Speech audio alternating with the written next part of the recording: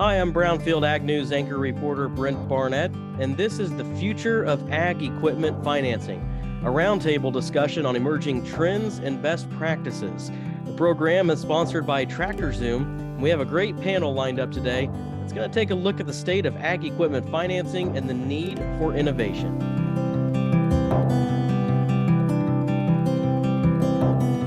So let's meet our panelists. We'll have each of you introduce yourselves to the viewers by telling us about your roles, who you're with, and how you're connected to the industry. Kyle, let's start with you.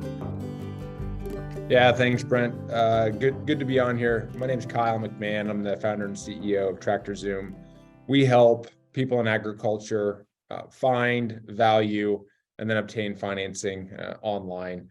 The best way farmers use our platform is simply going to tractorzoom.com and searching our 37,000 farm equipment listings from across the nation.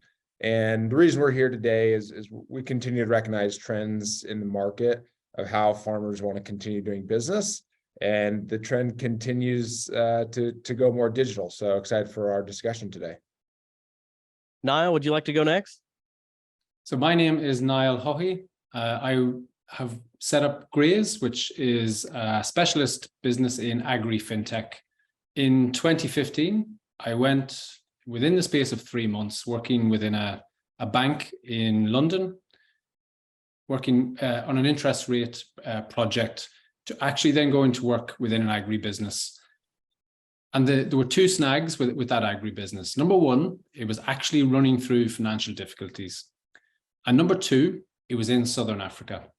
But at the time, I'd seen a lot of really interesting projects in the fintech and e-commerce space, where fintech projects were starting to move on to e-commerce platforms. And that was actually starting around that time in sub-Saharan Africa and India. And that's where we are today, mostly in the US and Australia and across the developed world. And that's what I will be talking about today. Thank you. And let's learn about Kelly. Yes.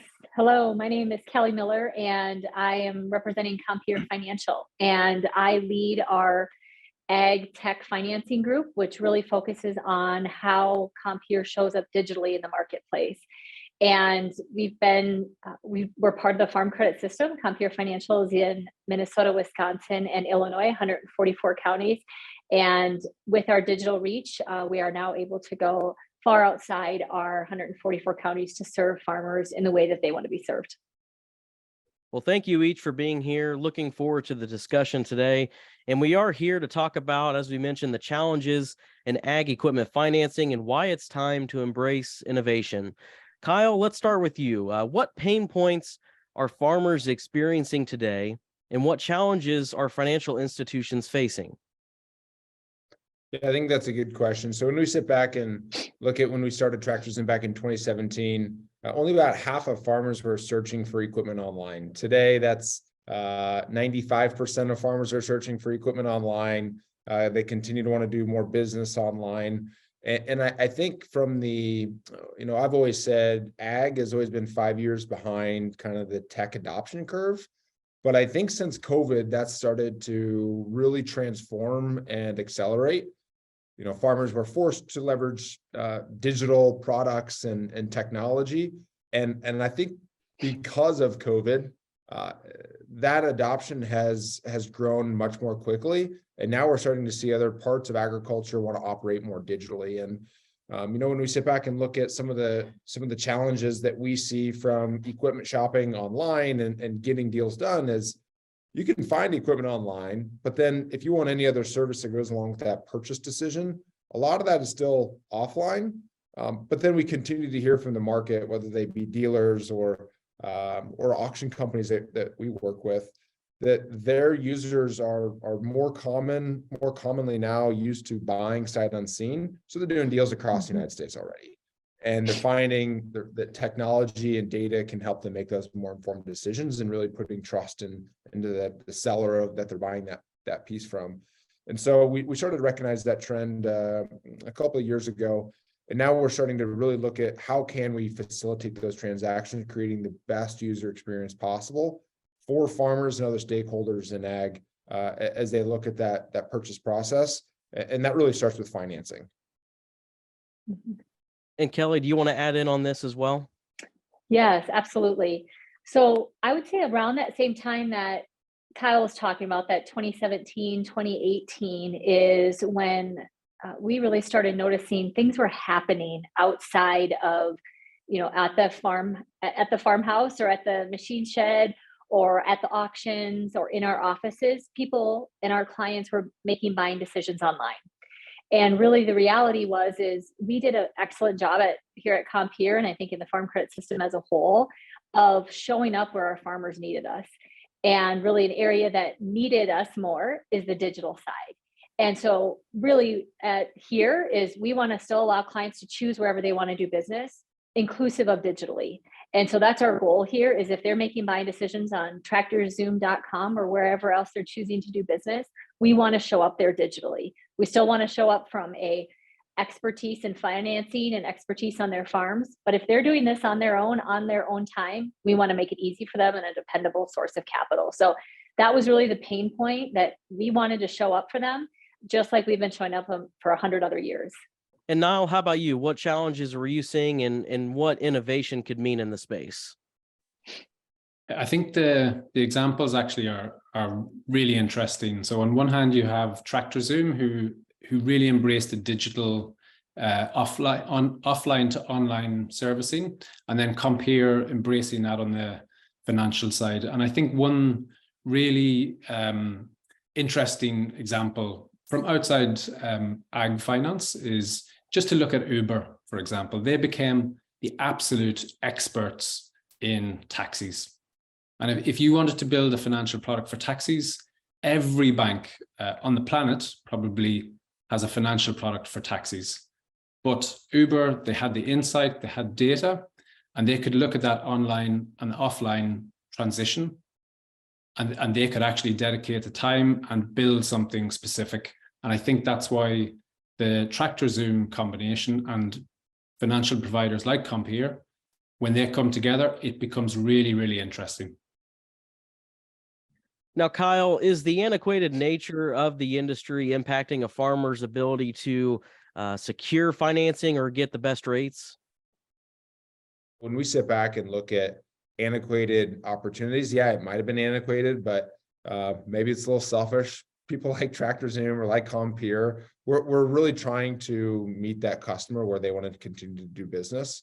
When we did a survey in partnership with some really large agriculture publications, and we found that 86% of farmers were willing to originate a loan online without talking to somebody.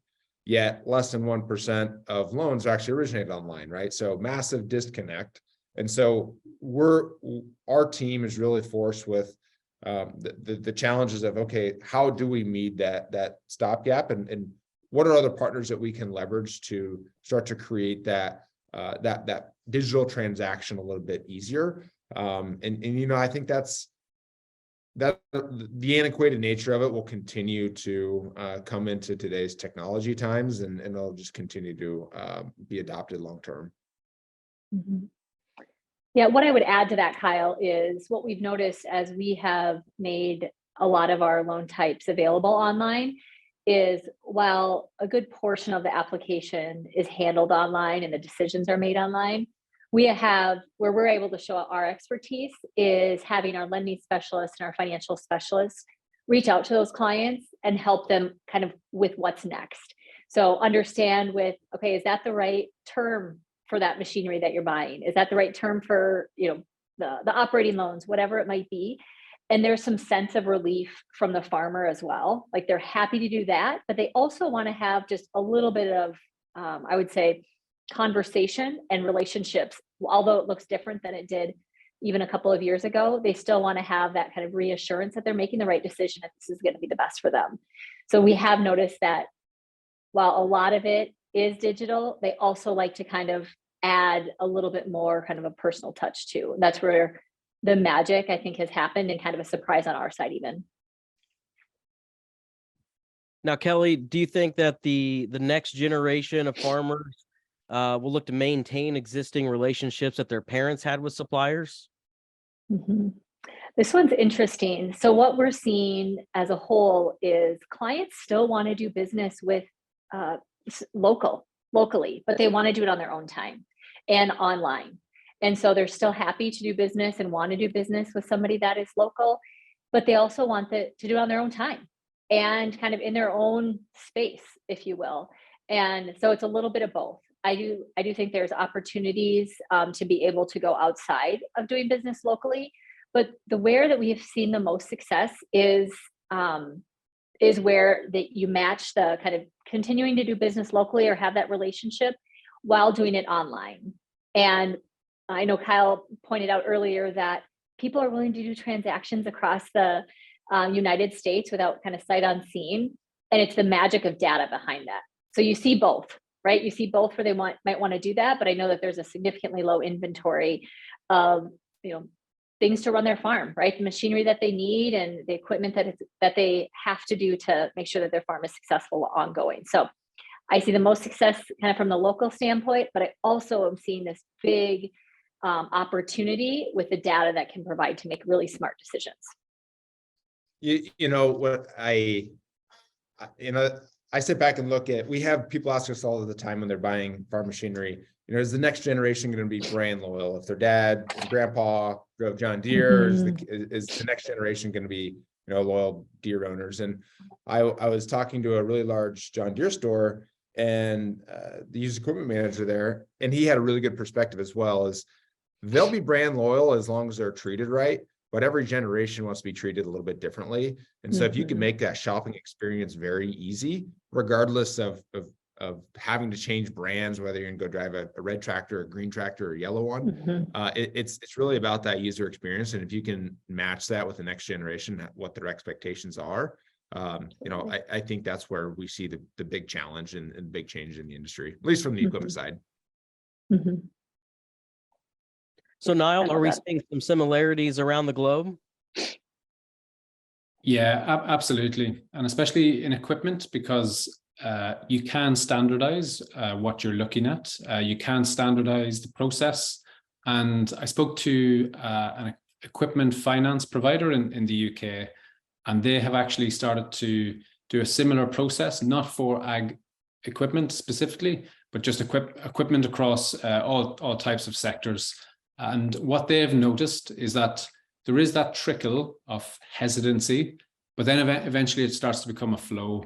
And they've streamlined their process. So they're actually getting through, finance applications, and it's taking them, they got one down to 51 minutes. And that's really what can be achieved whenever the technology is in place and the trust is in place, and people really just want to engage with that online process.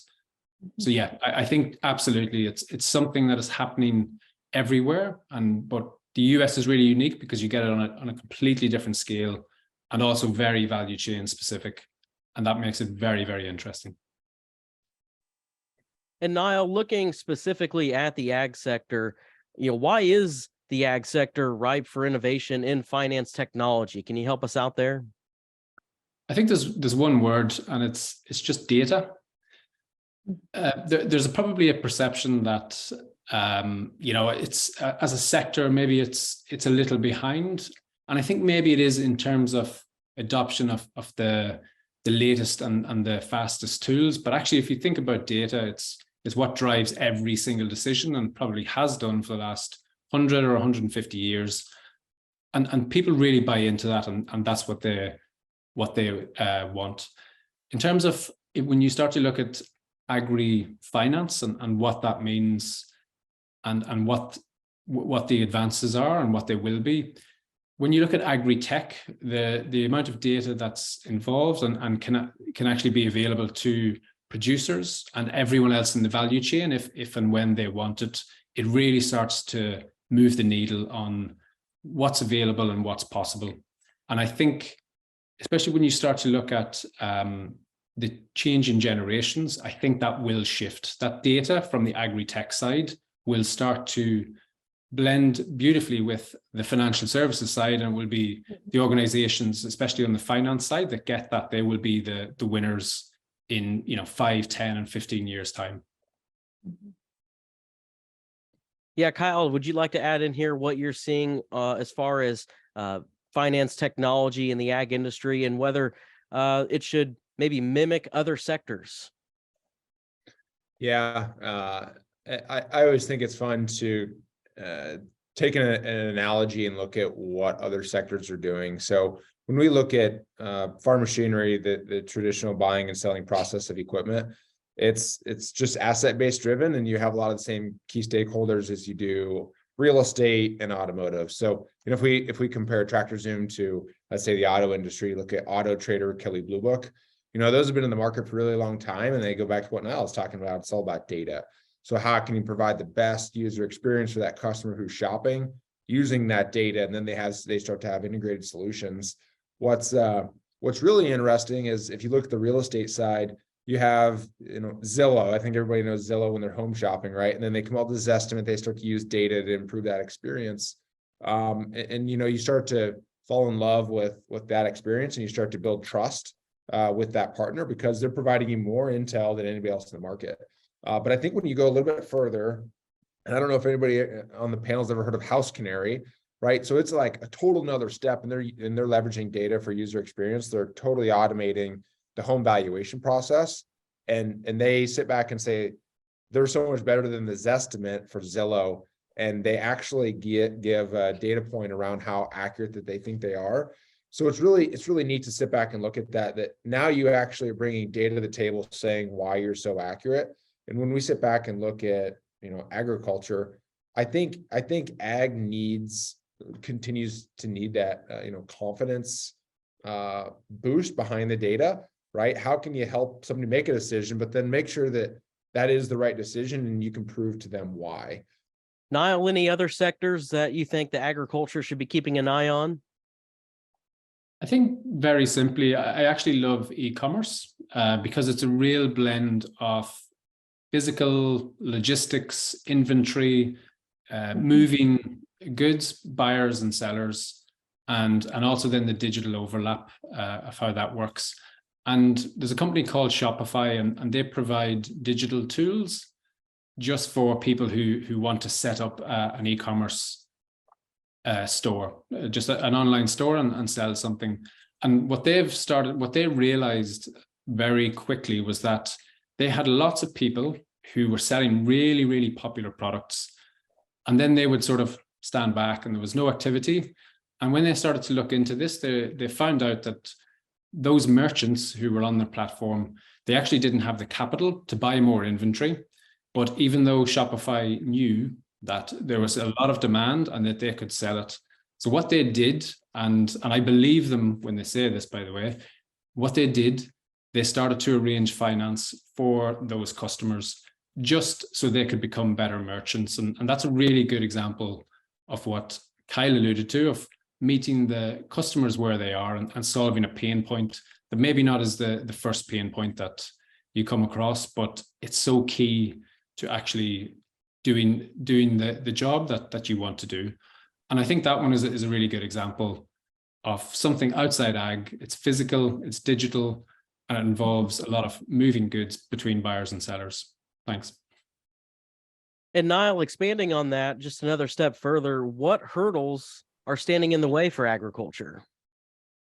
Yeah, that's a really good question. And it's something actually I look at quite a lot. I think number one, we've spoken about it a little bit already, and that's trust. And that's a good hurdle to have, because actually when you address that, then nothing will get in the way. People on both sides, whether they're farmers or people in banks or in the tech side, when they're aligned, they'll want to solve that problem, and there'll be give and take. I think there are other things like just maybe organizing those digital ecosystems a little bit better. And again, that's something I also think quite a bit about, because whether you have a Tractor Zoom, they also, as they've alluded to, they need to find the other partners they need to work with to solve that data problem for their clients. And it's also the same on the Compeer side. They also need to find those partners that they need to work with to solve that problem. And actually, I think that's probably one of the biggest challenges at the minute, is just looking at the ecosystem, seeing who's available and making sure that everybody is on the same page from a data point of view and has the same expectations of what needs to happen. And Kelly, what are the hurdles you're seeing from your side of things? I would add on to what Niall said there is making sure that we're finding the right partners to be able to offer really good financial solutions for farmers, right? Where are they doing business and where do the values align to be able to offer really good, dependable solutions from that standpoint? Because what we found is farmers are willing to try things online, right? They're willing to try it as long as we make it easy and we kind of help them along the way. And I think, as the months go on, we're having to ever increase kind of our floor, right? We have to get better and better as the months go on, because more and more clients are wanting to do business online and their expectations are changing far faster than what we probably have initially envisioned. And I think it took us somewhat by surprise in the amount of clients that are willing to do business and wanting to do business online where they're comfortable, right? It's not everybody, but I will tell you the clients that we're seeing come through are all sizes of agricultural, all types of agriculture. There's really just a need, and just depends on if they're willing to try it from a digital perspective. So for us is making sure that we're keeping up and understanding where they need us to show up in the marketplace. Where do they want to do business and how can we help serve that niche? Niall, Kelly, I'm not sure if you guys or if you all saw the McKinsey survey that came out about a year ago. So McKinsey, a big consulting firm, polled a lot of farmers, and it was basically throughout the buying journey of a farmer. And I think most of it was on like the crop input, seed for chem and so forth. And there's this big growth curve that starts at the top. 80% of people were willing to research products online, and then it went down to maybe 60% were evaluating and trusted the prices that they could get online, and then all the way down to maybe 30 or 40% where that they were comfortable enough to make a purchase online. But then when you saw that swing over of would you do it again, it dramatically dropped off a cliff. And so I think that's another huge hurdle for us is we need to make that post-purchase decision experience seamless, right? Amazon does it so well. They got the patent on the one-click buy, but then it gets delivered in a day or two, right? So that post-purchase and delivery to where you can use that product has been seamless in other industries. Naturally, from that survey, that was a huge point that we sit back and look at as, okay, customer support and service needs to be top notch in order for people to want to come do this again. I think it's worth mentioning, Kelly, you made a point about farmers being more willing to do business online, and either you or Kyle or even Niall can answer here, but do you think we saw an increase in that number as a result of the COVID-19 pandemic when we saw a lot of virtual business happening and a lot of online business? I'll take a stab at that first. So what happened in early 2020 is a lot of the input purchases were already done, right? They were into March and April. And so there wasn't a significant increase on that. And to Kyle's point, from 2019 to 20, there really wasn't much of a difference, if any, at all from a purchasing percentage online. And so we didn't see a significant amount, but we are seeing more and more. And I think it goes along with a couple things.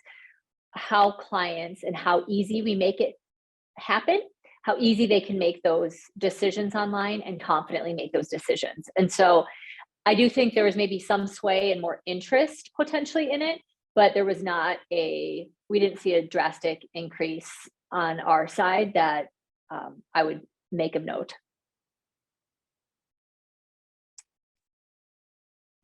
Very good. So let's move ahead here and talk about today's factors that may be out of farmers' control and their effects on equipment financing. Kelly, do these necessitate innovation? Well, I guess the short answer, there's always room for improvement, always room for innovation, and we want to continually get better and continue to make sure that the client has the best financing options available to them. What I will say is, yes, interest rates are rising. Yes, the prices of machinery and the ability to find machinery aren't any easier either. But really, it's if you need it on your farm, right? Let's make sure we understand the payments. Let's make sure, we understand what the impact to your, your working capital is going to be if you take some cash out. Let's just really understand what this is going to mean for your farm.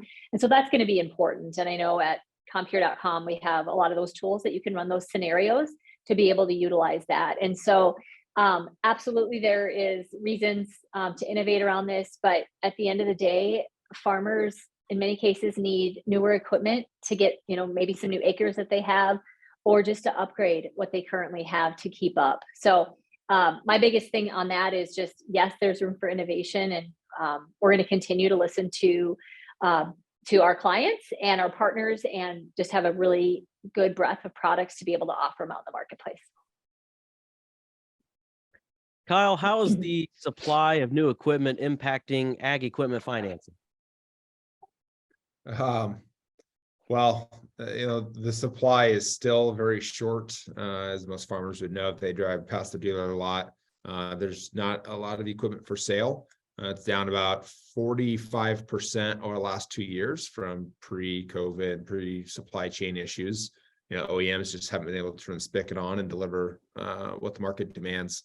So when we sit back and look at the used equipment market, there's been a much stronger intent to purchase used machines, because frankly, there isn't anything for sale that's new, unless it's a sub 40 horsepower tractor. Today, I think pretty much everything is sold out across the country of new machines. So what that's been really interesting to see is how that's changed traditional sales cycles for dealers and for farmers alike.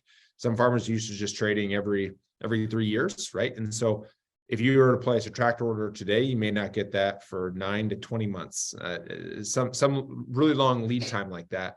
And so what we've seen is back to Kelly's point, there's high net farm income the last couple of years. People need machines.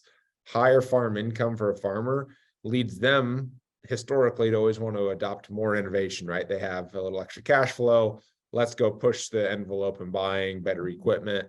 And equipment OEMs are really intent on delivering lower inputs, higher impact machines. So like if you look at John Deere, they want to try to reduce fertilizer applications because it's better for the environment, but at the same time maintaining yields or pushing yields higher. So where that purchase actually comes is that machine prices continue to get more expensive because there's more technology that drives yield and profitability for farmers. And it might be a tougher pill to swallow at higher interest rates. The whole world's dealing with that, so it's not just agriculture. But I think what we continue to see is people are willing to pay up for late model, low-hour machines because that's where the technology is. They can afford it right now, and that's what's going to be good for their farm. When farmers have a lot of cash, it can take years to erode that cash flow.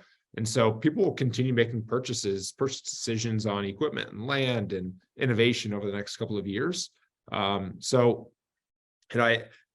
did want to make sure that I did mention that on here because we get the question all the time: when are prices going to drop 15%? We don't have any data pointing to that they will here in the near future. Niall, do you have anything to expand on that from your point of view in your area? I obviously don't know the market as well, but I guess when you look at the external factors such as the high interest rates, high input costs, I think there are some interesting use cases around tractor as a service or as a service models. I mean, they're completely not mainstream, but I think it's in times like now when you have a lot of technology that can talk to each other, especially when you consider Internet of Things, those models could be interesting. And actually, when you look in India, for example, or sub-Saharan Africa, that's exactly what they do. I'm not sure, and I'm not going to predict that that's what we will see in the Midwest anytime soon, but it's an interesting innovation. And you may actually start to see it in robotics and automation first, in those niche equipment providers first. But that's all. Thank you. So Niall, to that point, actually, we continue to hear a lot of the OEMs wanting to get their autonomous fleets out, right? John Deere made a Yeah. statement saying they'll have a fully autonomous fleet by 2030. I think what's going to be really interesting is, from an equipment standpoint, from a purchase decision and how it's going to flow into finances. I think in 5 years, when you buy a tractor, you're going to have a purchase price of that unit, but then you're going to have a lot of subscriptions to pay for annually. So Yes. it'll have to wrap into the annual operating costs. It's not just going to be a typical cost per acre of, fuel, expenses, depreciation, and maintenance. Like now you're gonna have subscriptions to turn on autonomous tillage, to turn on, all these other features. So I think that's gonna have to start to be a big topic of discussion when that hits the market more mainstream.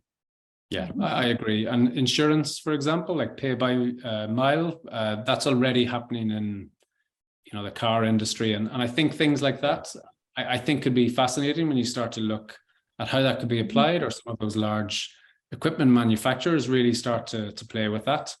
And also, John Deere have a huge financing business, but actually there's a lot of things around that someone could play with in terms of payments, insurance, and also obviously finance. Yeah, really interesting. Yeah, it's going to be an interesting look forward for the future. Kelly, what does agri-fintech look like in the future to you? I love this question. I wish I had a crystal ball, but in all sincerity, I do think it's our typical standard products that we've had, operating loan, term loans, real estate loans. I know that there's going to be something different, right? I believe that there is something around buy now, pay later type of stuff that might show up in agriculture in some capacity. And so I think there's just going to be new ways that farmers pay throughout the year. And it's not the same way that they've always done business. And it's really just to go along with their needs, and what Niall and Kyle were just talking about around subscription services or different insurances or pay by mile, whatever it might be. That's going to look different for companies like us on how to finance that. And while it's, at the end of the day, it's to make sure that those farmers can feed all of us, we'll figure it out. But I think it's going to be really key in understanding what the needs are in the marketplace and continue to evolve and not stay where we're at and just assume that they can utilize what we currently have. So I think there's something around that. And I believe we're not going to get where we're going to show up in so many different places than we ever thought. And likely in areas that I can't even imagine today from a financing perspective. And today it's a lot of, business, or us to our farmers. I think we're going to have a lot more partnerships than we ever have before. And I'm really excited, because what that does is it makes us better as an organization. It makes companies like TractorZoom and others really, stronger as well, because we're bringing in our finance expertise, but we're learning from them on the digital side. And so I think it's a really good thing for farmers, because we're all kind of stepping up to the plate and getting better for all of them. So if I had a crystal ball, I don't know, but I do know it's going to look a lot different than it did when I first started in the ag space almost 20 years ago. Yeah, Kyle, are you seeing you and the team at TractorZoom some of the same things Kelly was talking about? Yeah, I mean, I think every industry goes through it, right? It's the digitization of an industry. And my kids want to play with my phone all the time.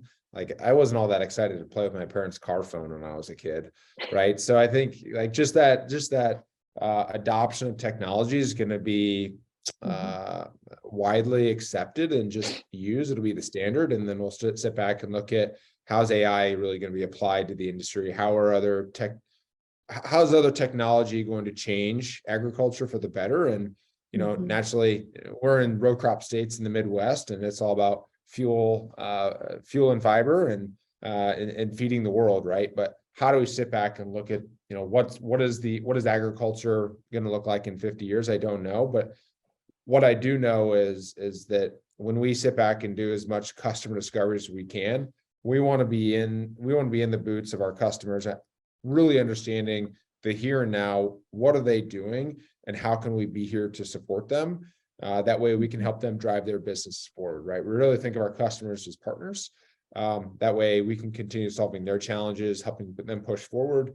And I think that's the way we look at the market and how we will continue to grow. And that's been successful for us so far, which is just listening and identifying where the market wants to go, and not developing technology, throwing the market and say, use this because I made it, right? That clearly doesn't work in agriculture, nor does it in other industries. Well, we're winding down here, just a few more topics to get to. Kind of a two-part question, and we'll start with Kelly. How are your companies helping to streamline or solve the pain points? And how does your work put some control back into farmers' hands?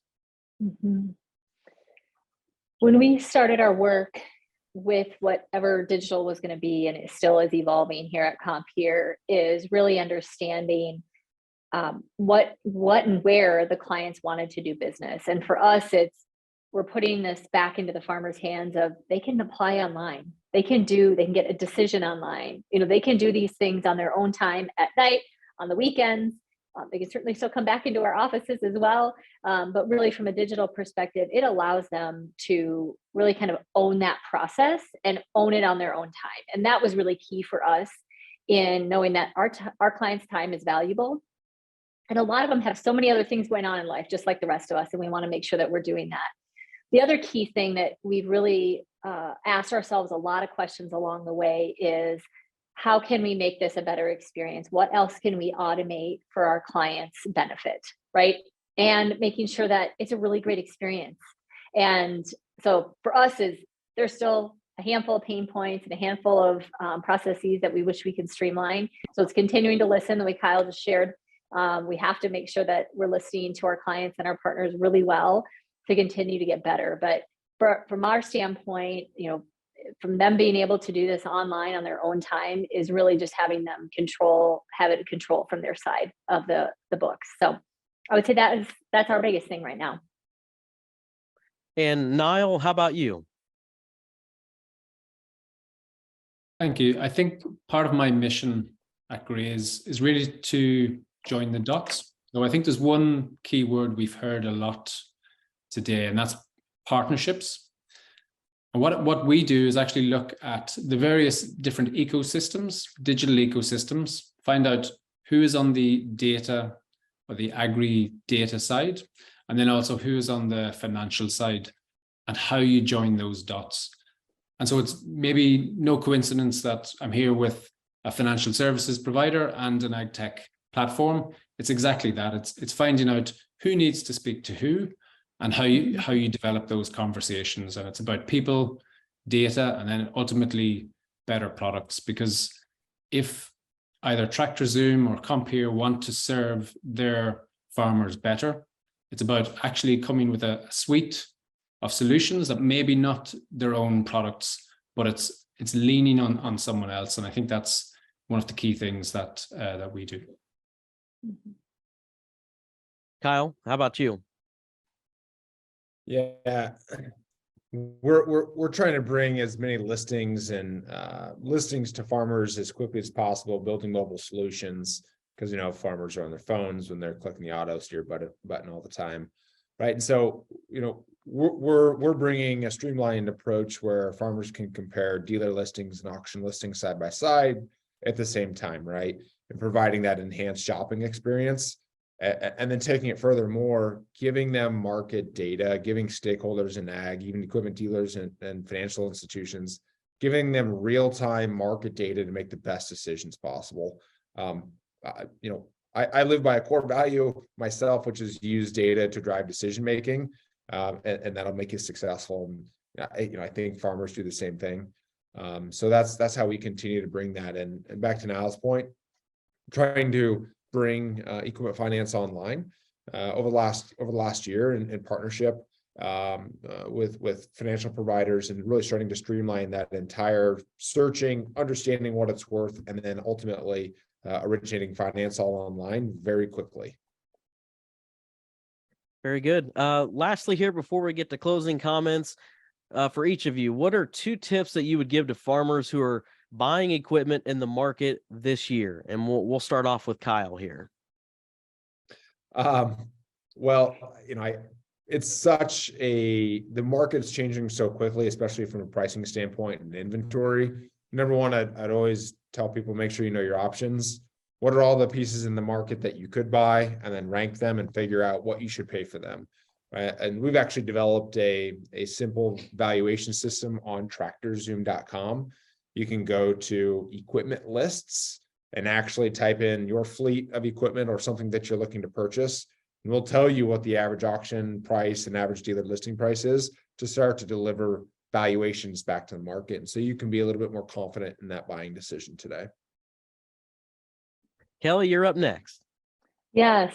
Oh, well, I would say obviously plan ahead, like Kyle is saying, but I'd also say plan ahead from a financing perspective. While we can absolutely, make this as simple and as seamless as possible, make sure you know where your interest rate is at, and for, planning for your payments, and know how much you're going to put money down on. And like I said before, making sure that you understand what the impact to your operation is going to be. I think that's going to be key, because I don't want you to be caught, on your heels when you're ready to make a decision, because I know farm machinery goes like this, and it's going to be important to be able to pull the trigger whenever possible, or whenever it's needed for your farm. So plan ahead, but also know that we got your back if you need a very quick decision and a quick turnaround time as well. So good luck finding equipment. It's probably my biggest tip. You can go to TractorZoom and get notified when it comes up for There you sale. go. Yes. So don't There miss you out on go. a good deal.